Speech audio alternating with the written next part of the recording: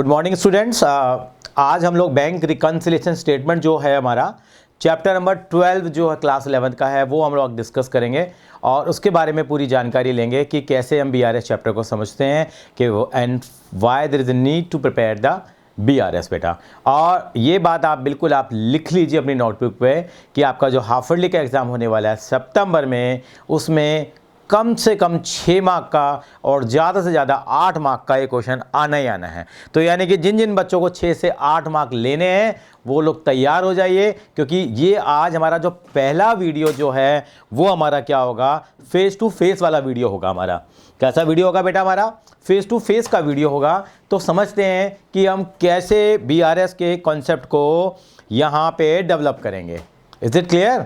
सो BRS क्या है और क्यों उसकी ज़रूरत पड़ी है, उसकी कहानी में हमें जाना बहुत ज़रूरी है बेटा। तो ठीक है बेटा, तो बीआरएस के कॉन्सेप्ट को हम लेकर आते हैं यहाँ पे। और क्या ज़रूरत पड़ी बीआरएस की, पहले फुल फॉर्म पता होनी चाहिए बेटा। यानी कि क्या है बीआरएस?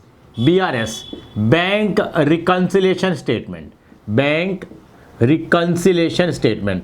पहली बात ये बता देता हूँ बेटा, ये जो बीआरएस है एक 1 मार्कर क्वेश्चन आता है। मेरी बात ध्यान से सुनेंगे। एक 1 मार्कर क्वेश्चन आता है, क्या bank reconciliation statement financial accounting का एक पार्ट है क्या इसको बनाना मैंडेटरी है क्या? मैं आपको बता देता हूँ, ये बनाना आपके लिए मैंडेटरी नहीं है, केवल एक वर्किंग पेपर है जो हम लोग बनाते हैं, यानी कि अपने कुछ हमारी अंडरस्टैंडिंग को और बेहतर बनाने के लिए और क्लियर करने के लिए, वो है बीआरएस। चलिए अब बीआरएस की बात करते हैं कि बीआरएस की क्यों हमें ज़रूरत पड़ी और उसके बारे में हम लोग क्या लेते हैं बेटा, यहाँ जानकारी लेते हैं। देखिए बेटे, आप 2 चीज़ें याद करिए बेटा। मैं बीआरएस शुरू करूँ उससे पहले आपको 2 चीज़ों की जानकारी चाहिए। एक तो बेटा कैश बुक चाहिए, कैश बुक का चैप्टर अभी हम लोगों ने रिसेंटली कवर किया है। और दूसरी बुक की बात करेंगे पासबुक की। ये 2 किताबें आपको समझ में आनी चाहिए। और कैश बुक की जब भी बात करेंगे हम कौन से कॉलम की बात करेंगे? 2 कॉलम कैश बुक होती है, तो हम बैंक कॉलम की बात करेंगे। हमेशा कौन से कॉलम की बात करेंगे बेटा? कैश बुक का बैंक कॉलम लेंगे, कैश बुक का बैंक कॉलम लेंगे। और दूसरी कौन सी बुक होती है बेटा हमारे पास? यस, मैं रिपीट करता हूँ, उसको बोलते हैं पासबुक। क्या बोलते हैं बेटा? पासबुक। जो कैश बुक होती है, कैश बुक को याद कर लीजिए, कौन बनाता है? हम बनाते हैं। हम का मतलब क्या हो गया? Agarwal mobile store. Agarwal mobile store के बारे में सुना है हमने, डे 1 से आपको बताया कि अग्रवाल मोबाइल स्टोर यानी कि बिजनेस का कौन बनाएगा? ये जो मालिक है वो बनाता है कैश बुक। मालिक बनाएगा या मालिक का कोई बंदा बनाएगा जो काम करता होगा? ये बिल्कुल। और ये पासबुक में एंट्री करने का अधिकार आपके पास नहीं है। ये कौन करता है? काम सारा का सारा बैंक करता है। कौन करता है? बैंक। और बैंक के अंदर में जो भी उनका बंदा होगा वो इस काम को करेगा। जो भी बैंकर होगा वो इस काम को करने वाला है। ये काम करने का राइट आपके पास नहीं है। कौन काम करता है? ये बैंक करता है। कौन करता है? बैंक। तो बैंक के अंदर एक बंदा हम अपॉइंट कर लेते हैं, एक बंदा अपॉइंट कर लेते हैं जो इस सारे काम को क्या करने वाला है? अमली जामा पहनाने वाला है, यानी कि बैंक के अंदर काम करने के लिए। और बैंक के अंदर जब भी हम काम करेंगे तो हम यहाँ पे एक करेक्टर लेके आते हैं। हम ले लेते हैं हमारे अक्षय पाजी ले लेते हैं। ठीक है जी, अक्षय कुमार का नाम सुना है आपने? चलो अक्षय कुमार को ले लेते हैं हम लोग। अक्षय कुमार का नाम हम लोग पहले भी कई बार ले चुके हैं। यहाँ हमने अक्षय कुमार को बोला, अक्षय कुमार, अक्षय भैया आपको क्या करना है बेटा? यहाँ पे बैंक का काम करना है, यानी कि बैंक के अंदर काम कराने के लिए सारा काम कौन करेगा? यानी कि बैंक के बिहाफ पे बंदा बना दिया, उसका नाम हमने रख दिया है अक्षय कुमार। चलिए जी, अब सर अभी तक तो आप बात पे आए नहीं है, आखिर बैंक रिकन्सिलिएशन स्टेटमेंट क्या होती है? मैं बताता हूँ आपको, मैं दिखाऊंगा अभी बेटा ये कैश बुक और पासबुक कैसे होती हैं, किस तरह से बनती हैं, इनके बारे में भी हम लोग क्या करेंगे बेटा, बिल्कुल चर्चा करेंगे। तो बेटा कैश बुक आप बनाते हो, और मैं थोड़ा सा आपको बताऊं, कैश बुक के अंदर में आप जब कैश बुक बनाई आपने तो आपको याद होगा आप इसके अंदर में इस तरह से कैश बुक बनाया करते थे। अगर आपको याद आ रहा हो तो आई होप बिल्कुल याद आ रहा होगा आपको। अभी मैं कौन से कॉलम पे फोकस कर रहा हूँ बेटा? यहाँ पे मैं केवल यहाँ पे बैंक कॉलम पे फोकस कर रहा हूँ। यहाँ पे आप क्या लिखते थे बेटा? आपको मालूम होगा, पर्टिकुलर मैंने डेट का कॉलम 1 मिनट के लिए लगा दिया पर्टिकुलर, और यहाँ पे बैंक लिख दिया मैंने। यहाँ एक कैश का कॉलम होता था वो भी हटा दिया हम लोगों ने। एक यहाँ हमने डेट का कॉलम, चलो डेट का कॉलम यहाँ भी बना लेते हैं हम लोग। ये डेट का कॉलम बनाया हम लोगों ने, ये particular bank, that particular bank, यानी कि मैंने किस पे फोकस किया, केवल यहाँ पे बैंक के कॉलम पे फोकस किया। यानी कि बीआरएस का चैप्टर शुरू करने से पहले मैं थोड़ी सी आपको कैश बुक पे लेके जाना चाहूँगा, क्योंकि कैश बुक के इसके साथ रिलेशन है किसका, पासबुक का। कैश बुक कौन बनाता है, मेरी बात का जवाब दीजिए। आप कहेंगे कैश बुक कौन बनाता है, हम बनाते हैं, हम का मतलब अग्रवाल मोबाइल स्टोर। और पासबुक कौन बनाता है, बैंक बनाता है। उसमें एंट्री करने का अधिकार किसको है, बैंक को है। और बैंक का बंदा कौन है, बैंक में कौन काम करते हैं, हमारे अक्षय पाजी काम करते हैं। चलिए जी, ये बात समझ में आ गई। ये आपके सामने कैश बुक है। सर ये रिकंसिलिएशन की जरूरत क्या पड़ी, अब सुनिए जरा क्या कहानी है, ये क्यों जरूरत पड़ी। मेन रीजन तो बहुत सारे हैं, आप देखेंगे, लेकिन फिर भी दो रीजन को मैंने बहुत बड़ी बात कही यहाँ पे, कि दो रीजन हम लोग जरूर समझने की कोशिश करेंगे कि दो रीजन हमारे पास क्या क्या हो सकते हैं। एक छोटी सी कहानी बनाते हैं। आज सभी बच्चे बताएंगे आज तारीख क्या हो गई है। आप कहेंगे सर आज जो तारीख है वो है हमारे पास, ये आज हमारे पास तारीख है 28 अगस्त हमारे पास डेट हो गई है। मान लीजिए 28 अगस्त 2020 हो गई है हमारे पास डेट। क्या है बेटा, 28 अगस्त 2020 आज मेरे पास डेट है। और मैं अपनी कैश बुक को बना रहा हूँ और मैंने एक काम देखा, मैंने डेट को थोड़ा सा और चेंज कर दिया। आज मैंने 28 अगस्त की जगह डेट का नाम कर दिया बेटा, मैंने टीचर्स डे ले लिया है, 5 सितंबर ले लिया जी।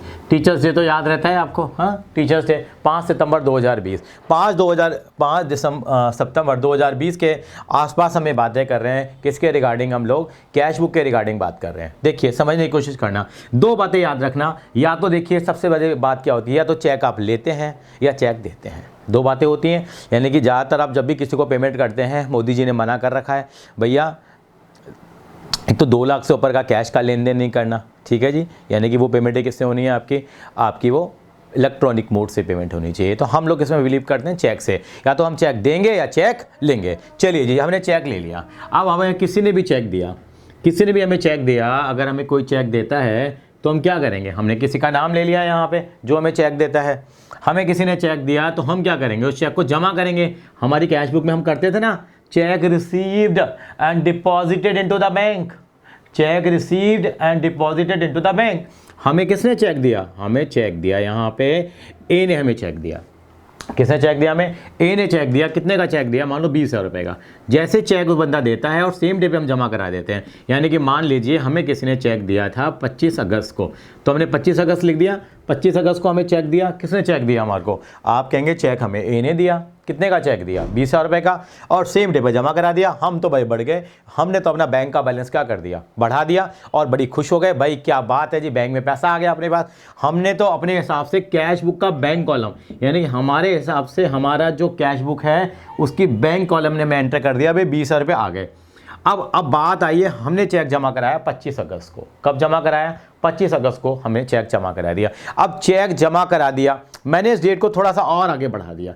मैंने 25 अगस्त नहीं बेटा, मैंने इसको 29 अगस्त कर दिया और आपके लिए आसान कर दिया। मैंने 29 अगस्त को मैंने क्या कर दिया, ये चेक मैंने क्या करा, अपने बैंक के अंदर में जाकर के जमा करा दिया। मैंने कब जमा कराया, मैंने 29 अगस्त को ये चेक मैंने बैंक में जाकर जमा करा दिया। अब ये मेरा चेक, मेरे अकाउंट में पैसा भी तो ट्रांसफ़र होगा, मैंने चेक जमा करा दिया। मैं भी हमेशा ये बात कहता हूँ कि अब बैंक को तो सपने आ नहीं रहे होंगे कि बैंक ने तो क्या करा, हमारी कैश बुक को बढ़ा दिया।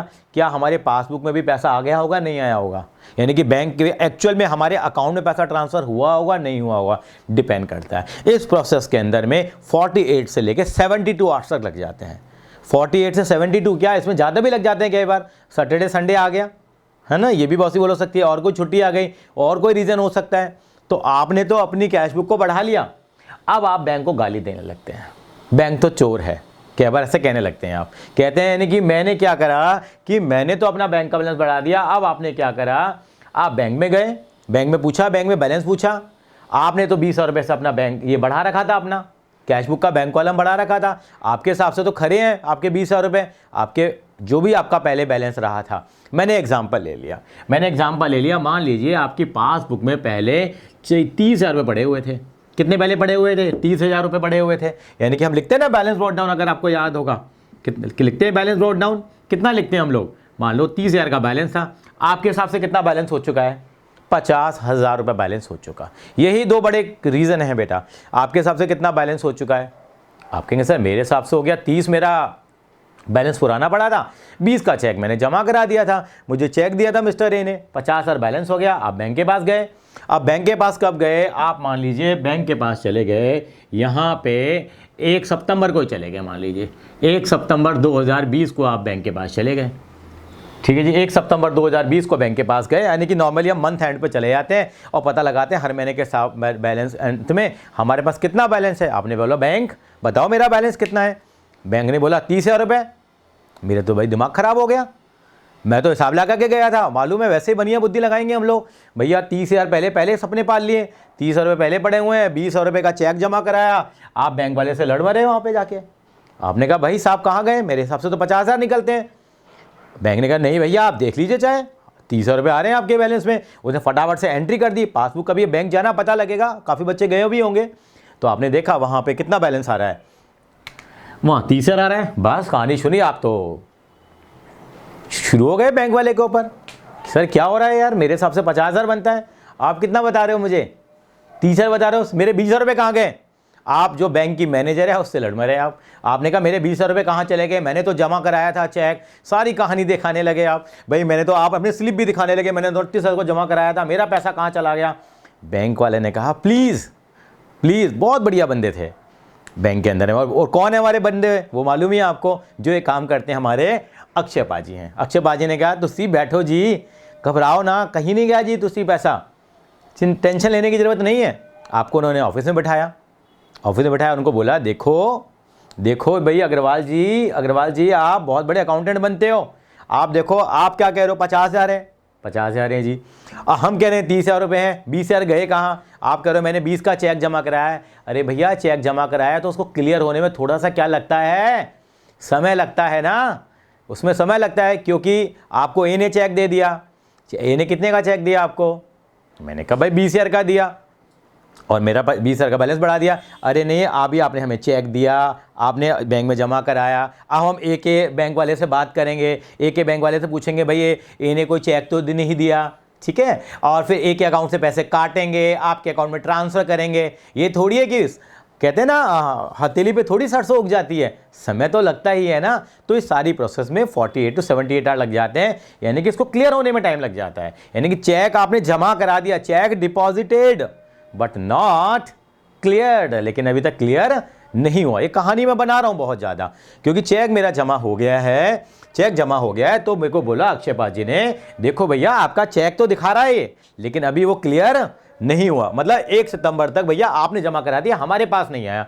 वो आने में हो सकता है वो 3 तारीख को आ जाए, 4 तारीख को आ जाए। 48 to 72 आवर तो कहने वाली बात है, केवल 5 दिन लग जाते हैं, 6 दिन लग जाते हैं, अभी वो चेक हमारे पास नहीं आया। इसका मतलब दोनों के बीच में ये लड़ाई हो रही थी, क्योंकि मेरी कैश बुक का जो बैंक कॉलम है, बार बार मैं कहता हूँ बैंक कॉलम कितना बैलेंस दिखा रहा है, 50,000, पासबुक कितनी बैलेंस दिखा रही है, 30,000, अब 20,000 का गड़बड़ आ रहा है। ये गड़बड़ नहीं है, ये केवल न मिसअंडरस्टैंडिंग है। अभी कुछ ट्रांजैक्शन ऐसी हैं जो अभी रास्ते में हैं, इन ट्रांजिट हैं, यानी कि मैंने चेक जमा करा दिया, तो मैं अगर चेक जमा कराता हूँ तो ज़रूरी नहीं है कि मेरा बैलेंस तुरंत बढ़ जाए, टाइम लगेगा बेटा इसके अंदर में। यानी कि मेरी कैश बुक मुझे 50 दिखा रही है, मेरी पासबुक मुझे क्या दिखा रही है, 30,000 दिखा रही है। इन दोनों बैलेंसेस को मिलाने वाला तरीका ही क्या कहलाता है, बैंक रिकंसिलिएशन स्टेटमेंट, यानी कि रिकंसाइल करूंगा।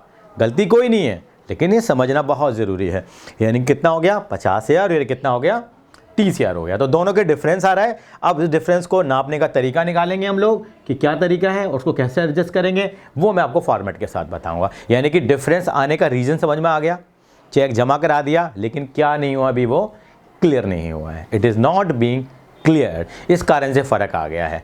तो यानी कि अगर मैं ये दिमाग बना लूँ कि 20,000 यहाँ से हटा दूँ, मैंने जमा ही नहीं कराया, तो दोनों बैलेंस क्या हो गए, क्लियर हो गए, इज़न्ट इट। तो इसको हम कैसे रिकंसाइल करेंगे वो हम बाद में बात करेंगे। यानी कि रीज़न आता है कि कैश बुक और पासबुक में डिफरेंस क्यों आता है, आखिर क्यों आता है, ये जानना जरूरी है। और इसके लिए हम क्या बनाते हैं, BRS बनाते हैं। क्या रीज़न है, पहला रीज़न आप लिखेंगे मेरे साथ, चेक डिपॉजिटेड या cheque paid into the bank but not cleared. तो अभी करेंगे, इनको डिस्कशन करेंगे, डोंट वरी। तो मैंने पहली बात क्या रीज़न बताया, मैंने check deposited but not cleared. Sir थोड़ा नीचे लिखोगे, नजर नहीं आ रहा। Check deposited but not cleared, तो मेरे पास कुछ कारण होंगे, कुछ क्या होंगे, कारण होंगे। वो कारण जो है मैं लिखने जा रहा हूँ बेटा। पहला कारण क्या है, चेक मैंने क्या कर लिया है, जमा करा दिया है। ये खतरनाक चीज़ है, यानी कि गलती का रीज़न है, रिकन्सिलेशन का रीज़न है, मिसअंडरस्टैंडिंग का रीज़न है। Check deposited but not cleared, समझ आ रहा है बेटा? Check deposited but not cleared. चलिए जी, एक कहानी और सुनते हैं हम लोग। एक तो कारण ये निकल गया सर, यानी कि कई बार ये फ़र्क आ सकता है कि चेक जमा करा दे, वो क्लियर नहीं होता क्योंकि टाइम लग जाता है। तो इसका मतलब आपकी कैश बुक तो बढ़ी हुई नज़र आती है, लेकिन पासबुक में अभी कोई एंट्री नहीं हुई। उल्टा सोचो आप। सर उल्टा सोचें? सर उल्टा तो सोचना नहीं चाहिए, लेकिन कोई बात नहीं, सोच लेते हैं यहाँ। अब आप जब किसी से चेक लेने का हक रखते हो तो किसी को चेक देते भी तो होगे मेरे भाई।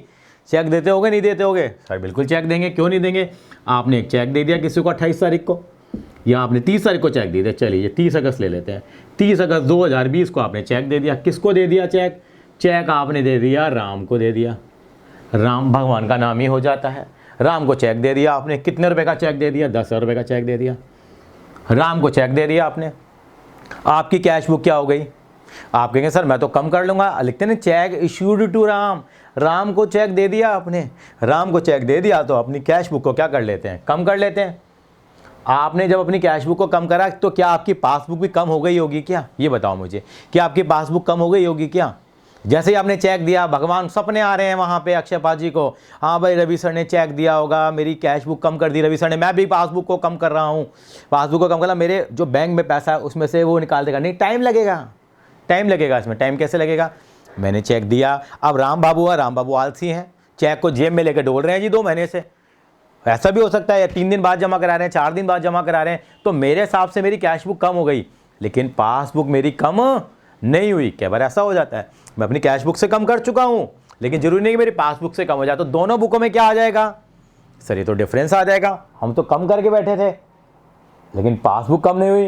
वैसे तो खुशी की बात है, हमारे हिसाब से पैसा कम हो गया, लेकिन एक्चुअल में पैसा अभी हमारे बैंक में कम नहीं हुआ होगा। तो दोनों में क्या आ जाता है? डिफरेंस आ जाता है। उसको कैसे रिकनसाइल करेंगे, उसके ऊपर बातें करेंगे अभी हम लोग, स्टेटमेंट बनाएंगे। यानी कि दूसरी बात मैंने क्या सीखी, क्या कारण है, क्या कारण है जिसके कारण कि मेरा ये रिकन्सिलेशन की मुझे ज़रूरत पड़ी, यानी कि कई बार मेरा जो है मेरा टैली नहीं करता। उसका रीज़न क्या है? चेक इशूड, चेक मैंने इशू कर दिया। याद रख लीजिए, हिंदी में लिख दीजिए, चेक का मतलब देना, किसी को चेक देना। टक टक टक करके चेक दिए जा रहे हैं, आप ध्यान रखिए। Check issued but not presented for payment, ये कुछ कारण हैं। But not presented for payment, ये कुछ कारण हैं जिसके कारण कि हमें किसकी ज़रूरत पड़ी है? बैंक के रिकन्सिलेशन की ज़रूरत पड़ी है। यानी कि मेरी कैश बुक और पासबुक का जो है वो मैच नहीं कर पा रहे हैं। बहुत बड़ी बात करेंगे, 2 बातें मैंने उठाई हैं, ये मेरी 2 ही बातें मेरी मेन कंसर्न थी। मैं आपको बताता हूँ, आप कभी कोशिश करना, आप अपने अकाउंट्स के जो टीचर हैं स्कूल से, उनसे एक रिक्वेस्ट करना, अगर आपकी रिक्वेस्ट मान लेते हैं वो। आपके स्कूल के अंदर आप सोचिए, ये 3000 बच्चा पढ़ता है। 3000 बच्चों में तो बहुत सारे बच्चे क्या करते हैं, चेक से पेमेंट करते हैं। आप देखिए स्कूल के एंट्रेंस गेट पे जाते हैं तो एक ड्रॉप बॉक्स बना होता है, जिसके अंदर में क्या डाल देते हैं, वो चेक डाल देते हैं। चेक डाल देते हैं। आप सोचो स्कूल के पास तो 3000 चेक आ गए, 3000 चेक। अब वो चेक क्या करते हैं, वो पेटी में से सारे के सारे चेक निकालते हैं और स्कूल वाला उसको बैंक में क्या कर देता है, जमा कर देता है। तो जैसे जमा करता है, क्या स्कूल के बैंक अकाउंट में पैसा ट्रांसफर, जादू हो रहा है? नहीं, टाइम लगता है। क्या लगता है इसमें? टाइम लगता है। तो वो जो टाइमिंग को, डिफरेंस इन टाइम है, उसके कारण से क्या होता है बेटा हमारे को, यस, उस कारण से हमारे दोनों बुक्स में क्या आ जाता है, डिफरेंस आ जाता है। क्लियर है? ऐसे हम किसी को चेक दे देते हैं तो हमारी कैश बुक कम हो जाती है, लेकिन पासबुक को कम होने में क्या लगता है, कई बार समय लगता है। तो 2 रीजन मैंने यहाँ पे डिस्कस करे। मैं थोड़ा सा आगे बढ़ता हूँ बेटा यहाँ पे और बात करता हूँ बेटा, और क्या रीजन हो सकते हैं, ये सुनिए जरा। Bank interest, bank interest, interest given by bank, मैं हिंदी में लिखना पसंद करूंगा, इंटरेस्ट गिवन बाय बैंक। अगर आपको बैंक इंटरेस्ट दे देगा, अगर आपको बैंक क्या दे देगा बेटा, इंटरेस्ट दे देगा, तो क्या होगा? अगर बैंक आपको ब्याज दे दे, इंटरेस्ट दे देगा, तो आपके लिए खुशी की बात है या गम की बात है? पहली बात तो आप कहेंगे सर बहुत अच्छी खुशी की बात है, बैंक ने आपको इंटरेस्ट दे दिया। तो क्या हो जाएगा, किसने इंटरेस्ट दिया है? सर बैंक ने दिया है। आपको सपने आएंगे क्या? अब आपको सपने आएंगे क्या कि आपको पता लग जाएगा कि मेरे को इंटरेस्ट मिल गया है, तो आपका क्या होता है, आपकी पासबुक उस केस में क्या हो जाती है, बढ़ जाती है। पासबुक बढ़ने का मतलब क्या हुआ, आपके अकाउंट में पैसा क्या हो गया बेटा, वो ट्रांसफ़र हो गया, तो आपकी पासबुक बढ़ जाती है, लेकिन आपकी कैश बुक बढ़ती नहीं है। आपको क्या मालूम, आपको तो बाद में पता लगेगा कि मुझे इंटरेस्ट मिल गया। जब आप 2 तारीख को बैंक जाते हैं, यानी कि 2 तारीख को या 5 तारीख को, जब भी बैंक गए स्टेटमेंट निकलवाने के लिए, तब पता लगेगा आपको, या आपने ऑनलाइन स्टेटमेंट निकाली, तो यानी कि दोनों में डिफरेंस आ गया, यानी कि आपकी पासबुक बढ़ गई है, यानी कि पासबुक में इंटरेस्ट आ गया, लेकिन कैश बुक में इंटरेस्ट नहीं आया। अब बैंक इंटरेस्ट लेता भी है, बैंक इंटरेस्ट देता भी है, इसका उल्टा सोचो आप, और क्या रीज़न हो सकता है, यस, बैंक चार्जेस, ठीक है, और interest taken by the bank. कई बार ओवरड्राफ्ट वगैरह होता है, तो इंटरेस्ट टेकन बाय बैंक, अगर बैंक ने हमसे कोई चीज़ का इंटरेस्ट ले लिया तो क्या होगा, टेकन बाय बैंक, तो हमारा क्या हो जाएगा, किसका बैलेंस कम हो जाएगा बेटा, हमारा किसका बैलेंस कम हो जाएगा बेटा, इससे हमारा बैंक का बैलेंस कम हो जाएगा। हमें कौन से सपने आ रहे होंगे, जो हमारी कैश बुक कम हो जाएगी। हमें तो पता है, हम बाद में काम ही करेंगे, क्या करेंगे हम लोग, ये काम हम बाद में करेंगे हम लोग, कि कैसे इनको रिकनसाइल करें। रिकनसाइल करने का तरीका क्या होगा, यानी कि मैं, और बहुत ज़्यादा चीज़ें होती हैं यहाँ पे, और भी चीज़ें आएंगी करने के लिए, वो भी हम डिस्कस करेंगे धीरे धीरे करके। यानी कि आई थिंक सो क्लियर हो रहा होगा। बैंक चार्जेस, बैंक ने किसी चीज़ के चार्जेस ले लिए, हमें पता ही नहीं है हमारे को, तो क्या होगा, तो ये this is also the one of the reason for the reconciliation purpose, कि हमें रिकनसिलेशन करना पड़ेगा। और क्या रीजन हो सकता है, yes, direct deposit by customer, direct deposit by customer. हमारा कस्टमर, मैं हिंदी में कस्टमर को हमेशा बोलता हूँ कष्ट से मर, जो कष्ट से मरता है बेचारा कस्टमर ही होता है वो। डायरेक्ट डिपॉजिट बाय कस्टमर, हमारे अकाउंट में किसी ने, हमारे क्लाइंट ने सीधा पैसा जमा करा दिया। अब सीधा पैसा जमा करा दिया तो क्या होगा सर, नेचुरल सी बात है, हमें तो सपने आएंगे नहीं, हमें क्या होगा, हमारी क्या बढ़ जाएगी, यस, हमारी पासबुक बढ़ जाएगी। वहाँ पे क्या बढ़ जाएगी हमारी, यस, हमारी पासबुक क्या हो जाती है, बढ़ जाती है। हमारे अकाउंट में पैसा तो ट्रांसफ़र हो गया, लेकिन मुझे नहीं मालूम, तो इसका मतलब मेरी अभी कैश बुक नहीं बढ़ी है, मेरी कैश बुक नहीं बढ़ी है। तो इस कारण से दोनों में क्या आ जाता है, डिफरेंस आ जाता है। गलत कोई भी नहीं है, केवल किसका फ़र्क है बेटे, कहते हैं समय का फ़र्क है। जब समय सही होगा तो सब चीज़ें क्या हो जाएंगी, सही हो जाएंगी। जब 5 तारीख को अगर ये चीज़ें चेक करी होती है, 5 तारीख या 10 तारीख, जब तक कि मेरी सारी चीज़ें मेरे अकाउंट में आ जाएं, तब मेरे को कोई दिक्कत नहीं है, सारी चीज़ें क्या हो जाती हैं, मैच हो जाती हैं। तो this is also the one of the reason. और एक चीज़ बताता हूँ मैं, एक रीज़न और ले लेते हैं बेटा, direct payment by bank, direct payment by bank, direct payment made by bank. अगर हमारे बिहाफ पे बैंक ने सीधी हमारे अकाउंट से किस्तें काट ली, यानी कि देखते हैं आजकल डेट में ECS का नाम सुना होगा आपने, ECS, इलेक्ट्रॉनिक क्लियरिंग सिस्टम, यानी कि इलेक्ट्रॉनिक क्लियरिंग हो जाती है आपके अकाउंट से, अपना आप ही पैसे कट जाते हैं। आपने बैंक को हिदायत दे रखी है, मेरे बैंक से मेरे लोन की EMI कट जाए, मेरे कार लोन की EMI कट जाए, मेरी LIC की किस्त कट जाए, मेरे बिजली का बिल चला जाए, मेरा टेलीफोन का बिल चला जाए। आपने इसे ऑटो डेबिट भी बोल सकते हैं, नहीं बोल सकते? बिल्कुल बोल सकते हैं, क्यों नहीं बोल सकते, ऑटोमेटिकली मेरे अकाउंट से पैसा कट जाएगा, ऑटो डेबिट बोल सकते हैं। एक नया नाम हम लोगों ने देखा, ऑटो डेबिट भी बोल सकते हैं, इलेक्ट्रॉनिक क्लियरिंग सिस्टम। ट्रेडिशनल पुराने लोग हैं हम तो ECS बोलते हैं, भाई ECS करा दी मैंने, बार बार चेक देने का झंझट खाता हूँ। तो इस कारण से अब होगा क्या, मेरा बैंक मेरे अकाउंट से पैसे क्या कर देगा, सामने वाले को दे देगा, मुझे पता ही नहीं लगेगा।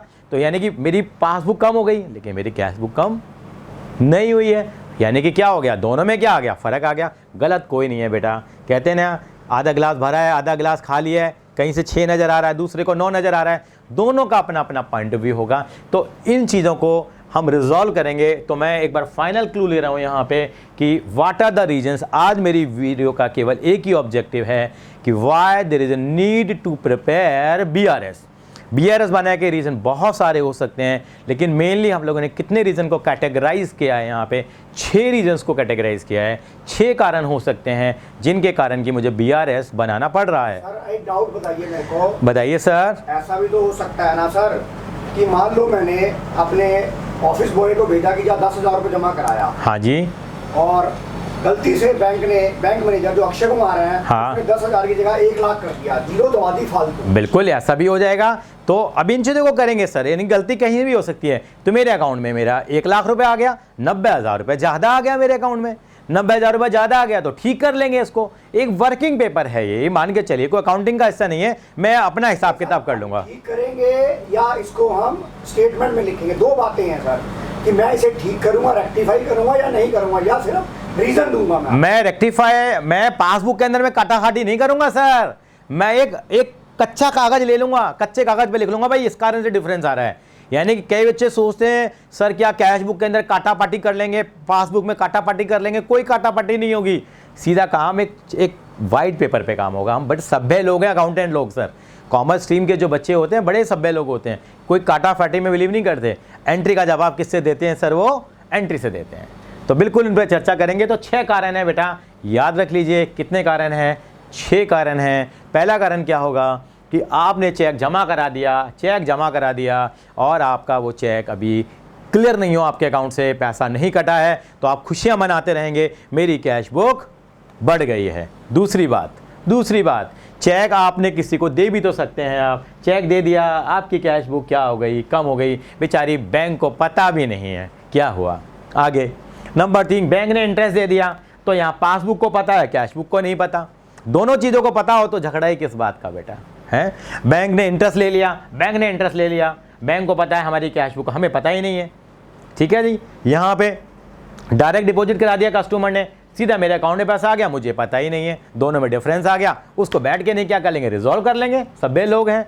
और direct payment by bank, bank ने क्या कर दिया हमारे बिहाफ पे, डायरेक्ट पेमेंट कर दी है ईसीएस सिस्टम से, इलेक्ट्रॉनिक क्लियरिंग सिस्टम से, या ऑटो डेबिट का नाम दिया सर ने, तो वो हम लोग जानकारी लेंगे। तो हमारे अकाउंट से सीधा पैसा कट गया है, हमें पता ही नहीं है, तो दोनों किताबों में डिफरेंस आ जाएगा। अब दोनों पार्टियां जो हैं उनके बीच में रिकन्सिलेशन बनेगा। कैसे बनेगा? तो वहाँ पे कौन बैठे हैं? अक्षय पाजी बैठे हुए हैं, यहाँ अग्रवाल मोबाइल स्टोर की तरफ से लेटर से मैं ही बैठा हुआ हूँ। अब हम एक विद्वान आदमी के पास जाएंगे और उनसे जानकारी लेंगे कि आखिर क्यों ये डिफरेंस आए। तो मैं आपको थोड़ा यहाँ क्यूरियोसिटी पर छोड़ रहा हूँ, और अगली वीडियो में बताएंगे आपको हम लोग कि कैसे इसको हम रिकन्साइल करें। I hope this is clear to you. ये आपको बातें समझ में आ रही होंगी, और अगली वीडियो का आप तब तक क्या करेंगे, इंतज़ार करेंगे। ड्यू वाली एंट्री करी